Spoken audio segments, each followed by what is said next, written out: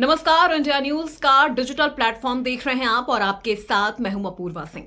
आज इस explainer video में हम बात करने वाले हैं इजराइल और ईरान के बीच चल रही जंग का भारत पर क्या असर पड़ने वाला है, क्योंकि भारत इन दोनों ही देशों का मित्र है और ऐसे में अगर इन दोनों ही देशों में जंग चल रही है और ये अब बहुत ही भीषण हो चुका है तो इसका असर भारत पर क्या पड़ने वाला है, तो इस वीडियो के अंत तक बने रहिएगा। देखिए, इजराइल और ईरान के बीच चल रही जंग बहुत भीषण हो चुकी है। दोनों देश एक दूसरे के आर्मी बेस और परमाणु ठिकानों पर मिसाइल और ड्रोन हमले कर रहे हैं। इन दोनों देशों के बीच दशकों से तनाव रहा है, लेकिन हालिया समय में जो ये संघर्ष है वो अब एक भयानक युद्ध की ओर मुड़ता चला जा रहा है।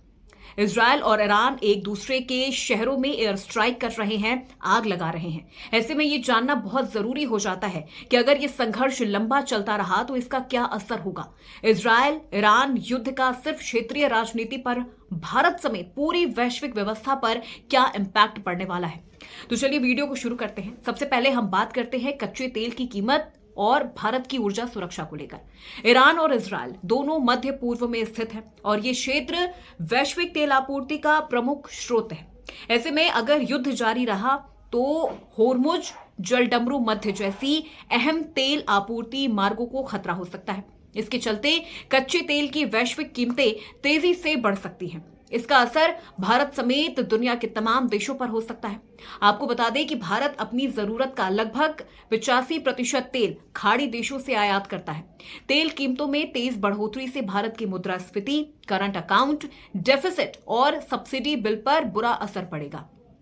इससे आम नागरिकों के लिए पेट्रोल, डीजल, रसोई गैस समेत जो आवश्यक वस्तुएं हैं वो महंगी हो सकती हैं। दूसरा पॉइंट है ग्लोबल बिजनेस और सप्लाई चेन पर क्या असर पड़ेगा।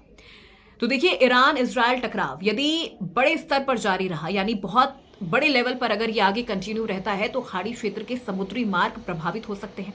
ग्लोबल बिजनेस और सप्लाई चेन ठप हो सकता है, शिपिंग नेटवर्क में बाधा आ सकती है और भारत की खाड़ी देशों के साथ जो अरबों डॉलर की व्यापारिक साझेदारी है, इसमें पेट्रोकेमिकल, टेक्सटाइल, मशीनरी आदि शामिल है, वो ठप भी हो सकती है।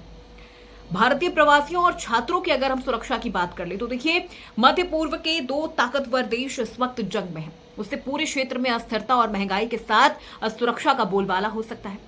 मध्य पूर्व में करीब 80 लाख भारतीय काम करते हैं, इनमें कई स्टूडेंट्स भी हैं। ईरान में सैकड़ों भारतीय छात्र भी मेडिकल और तकनीकी शिक्षा ले रहे हैं। संघर्ष बढ़ने पर इन लोगों की सुरक्षा की चिंता और ज्यादा बढ़ गई है।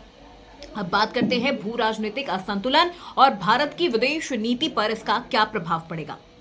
इजराइल और ईरान दोनों ही भारत के मित्र देश हैं। ऐसे में इन दोनों में जंग छिड़ने से भारत की पश्चिम एशिया नीति संतुलन पर आधारित रही है। वो इजराइल और ईरान दोनों से रणनीतिक और व्यापारिक संबंध बनाए हुए हैं। वैश्विक संतुलन के तरफ अगर हम ध्यान आपका आकर्षित करें तो ये भी बिगड़ सकता है। तो देखिए, इजराइल ईरान युद्ध सिर्फ दो देशों की लड़ाई नहीं है, बल्कि ये वैश्विक संतुलन को हिला सकने वाली घटना है। ऊर्जा, व्यापार और मानव संसाधन के स्तर पर खाड़ी देशों के साथ से जो गहराई से जुड़े दुनिया के तमाम देश हैं, उन पर गंभीर असर डाल सकते हैं। हम यहाँ बात सिर्फ भारत की नहीं कर रहे हैं, उन तमाम देशों की कर रहे हैं जो चाहे ऊर्जा के क्षेत्र में हो, व्यापार के क्षेत्र में हो या मानव संसाधन के क्षेत्र में, यानी इन तमाम सेक्टर्स में से किसी भी सेक्टर से किसी भी वजह से अगर वो इन देशों से जुड़े हुए हैं तो उन पर भी गंभीर असर पड़ सकता है। इसमें भारत जैसे देश इस संघर्ष का सीधा प्रभाव झेल सकते हैं। तो ऐसे में अब आपकी क्या राय है? क्या इस युद्ध को रोक देना चाहिए? आपकी क्या राय है? आपको क्या लगता है कि क्या कदम इस वक्त इजराइल और ईरान को उठाने चाहिए? क्या दोनों देश इस वक्त जो अपने वर्चस्व की लड़ाई लड़ रहे हैं, क्या वो ठीक है? इस पर आपकी राय हमें कमेंट करके जरूर बताइएगा। और इस एक्सप्लेनर में मेरे साथ बस इतना ही। ऐसे ही तमाम वीडियोस के लिए देखते रहिए इंडिया न्यूज का डिजिटल प्लेटफॉर्म।